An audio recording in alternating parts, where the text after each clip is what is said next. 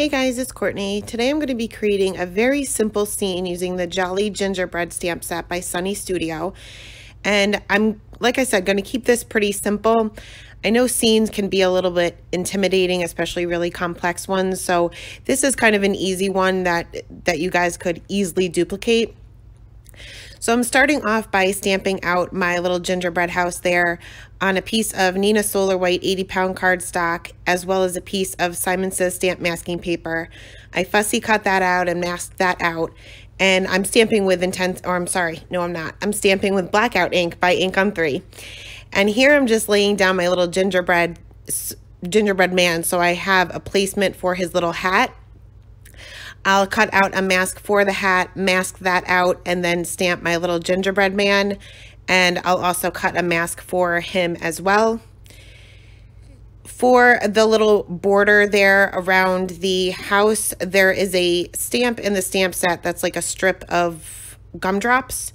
So I'm going to stamp that right along to kind of carry on with the ones that are in front of the house already. Now I stamped the gingerbread man first because I wanted these to appear to be behind him. So anything you want to be in front of another, you want to stamp and mask first. Now I didn't really want to do too much ink blending here, so I'm just taking a piece of Post-it note tape and kind of masking out the bottom part of my card. I didn't actually cut the little gumdrops out. And I'm going to be using Tumbled Glass Distress Oxide ink. And I'm just going to start from the top of the card panel and kind of work my way down. So it'll be darkest on the top. I'm not using multiple colors here. I'm just using the tumbled glass. And if a little bit gets on my little gumdrops there, I'm not too worried about it. They're going to be covered up later on anyway.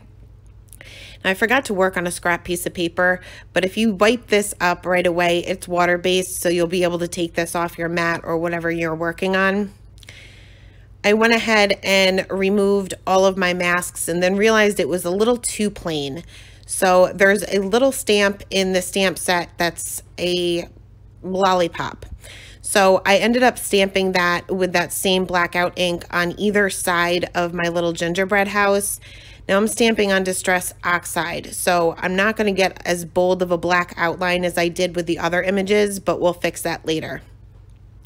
Next, we'll move on to the Copic coloring. I'm going to start off with my little gingerbread man here, and I'm going to do my shading a little bit different than I normally do. I am starting off with my lightest color and saturating my paper and mapping out my darkest areas, and then going in with my darkest color. My darkest areas on this little guy are going to be all around the edges of him. He's a cookie, so the darkest edges of a cookie would be on the edge of the cookie. And this will give the appearance that it's kind of raised up like a cookie would be. And there would also be a little shading underneath his little hat. Next, I'll blend that out with the E33 and just basically making those lines a little bit thicker. I'm not doing any kind of flicking. I don't think I did much flicking at all on this card, if any. Next, I'll go in with the E31 and again, extend all of those areas out. Now there are little white areas around his wrists and his ankles and the little buttons. I'm not too worried about them right now. I'm going to go in with a white gel pen and fix those areas up later. Next, I'm going to be using the same color combination for the gingerbread house, and I'm going to speed this up a little bit just because I colored this very similar to the way that I colored the little gingerbread man. And I'm concentrating my shading all around the house, underneath the little roof, underneath the little windows, around the candy canes, and there's a little candy there, one of those little peppermint candies that are on top, and I just added a little bit of a shadow underneath that as well. And the chimney itself would have a shadow pretty much all around it and underneath where the little snow is. Going in again with that same color combination, just extending these lines out a little bit further. Again, not using any flicking. I want this to make it look like it's a cookie, so there wouldn't be all that much texture in that.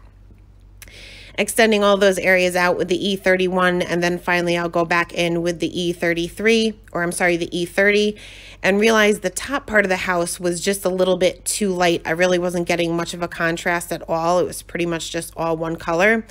So I ended up going back in with my darkest color and just adding a little bit of a shading above the little door and blending that out with my two midtones, and then back to that lightest color, and that kind of broke up the top part of the house a little bit.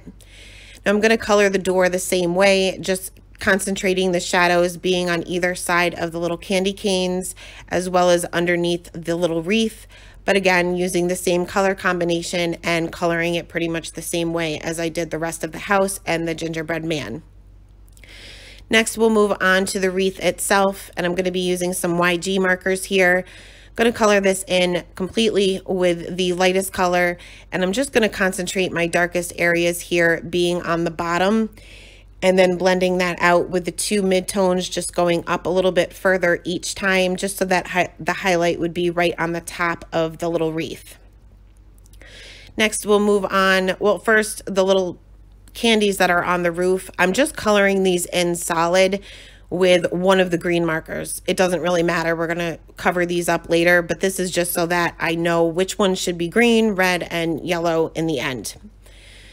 Next, we'll move on to the reds, and I'm going to color this little peppermint candy as well as the candy canes, and the darkest areas for the little peppermint will be in the center and the highlight will be on the outer edge. Just going to color in every other stripe of the candy cane, and now these are really teeny tiny areas. You don't necessarily need to do any shading here. I used 4 colors on the little peppermint, but I only used 2 colors on the candy cane. And for the candy cane, I concentrated my darkest areas being on either side of the little stripes, so that again, the candy cane would appear round, and blended that out with the R22. So I used the R27 and R22 on the candy cane.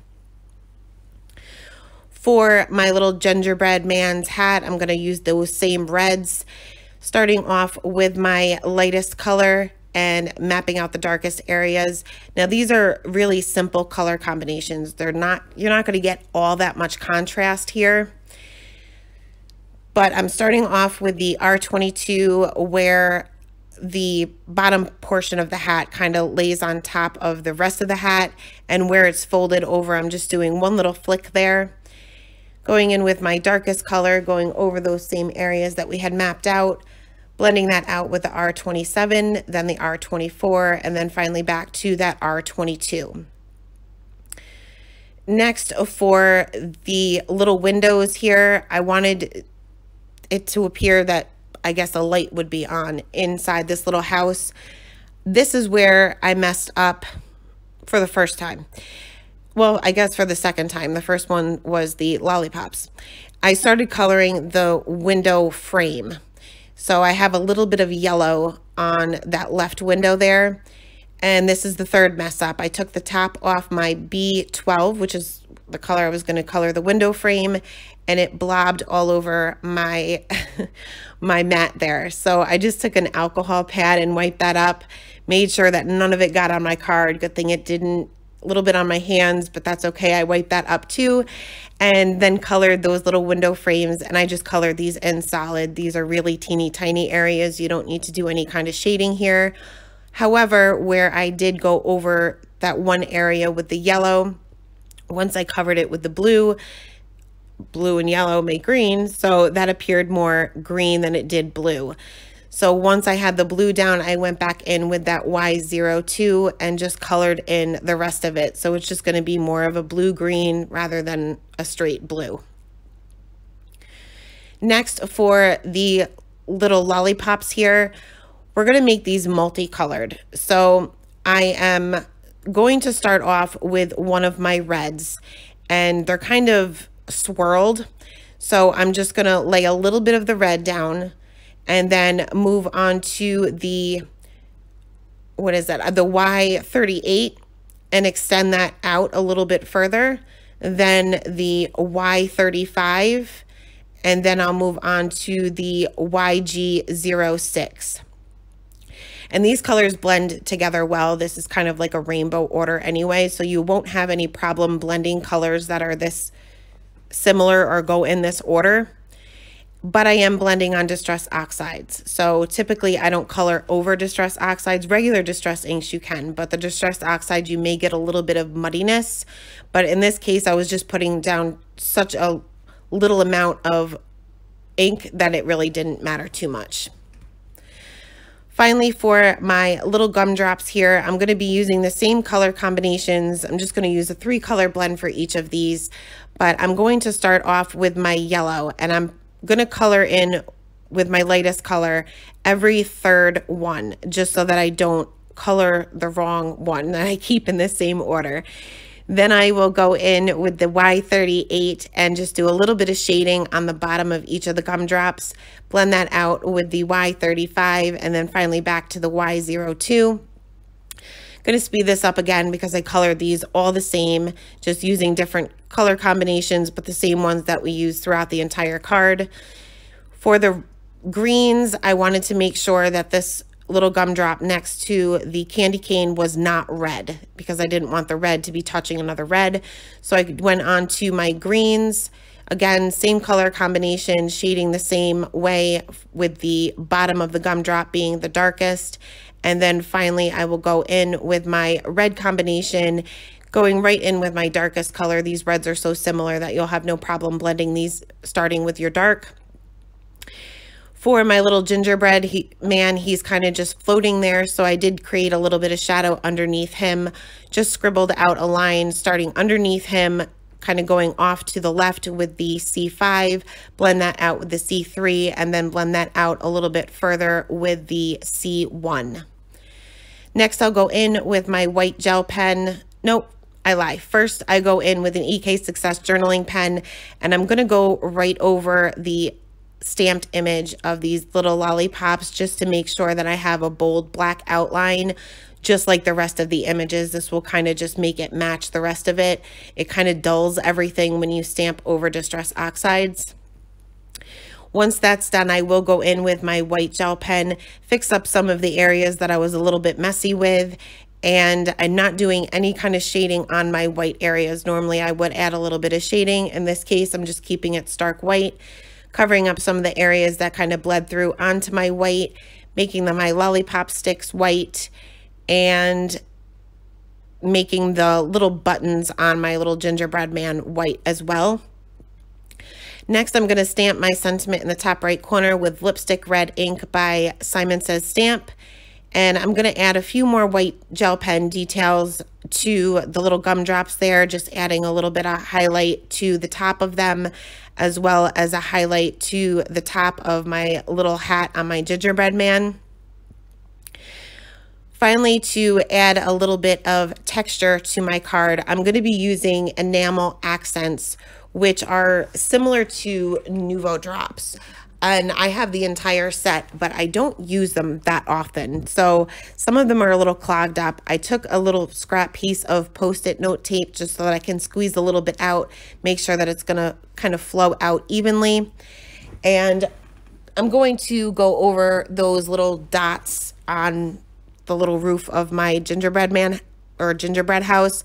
We colored it in solid just to kind of get placement and as to what colors we're going to use. For the red, it is called Classic Cherry, and this will just give it the same dimension as Nouveau drops would. For the greens, it is Lily Pad, and for the yellow, it is Lemon Twist. And finally, I did have to take a pin and unclog the yellow one. I haven't used this in so long that it did kind of clog up on me, but if you use a pin and just kind of go straight down the nozzle, you won't have any problem. It'll flow out again. Once those were down, I was careful to add anything else to the card because these do take a little bit of time to dry. You'll probably want to give it about an hour or so. But to add a little bit of texture to my little gumdrops, I'm using some stickles and just using the nozzle to kind of spread that out. And the one I used is called Frosted Lace. It's basically just clear. This will give it some dimension, and as well as this will kind of look like it is sugar on the gumdrops. Once everything was dry, I did adhere this to an A2 size card base, and that is it for day number 3, guys. Thanks so much for stopping by, and I hope you guys have a great day. Bye.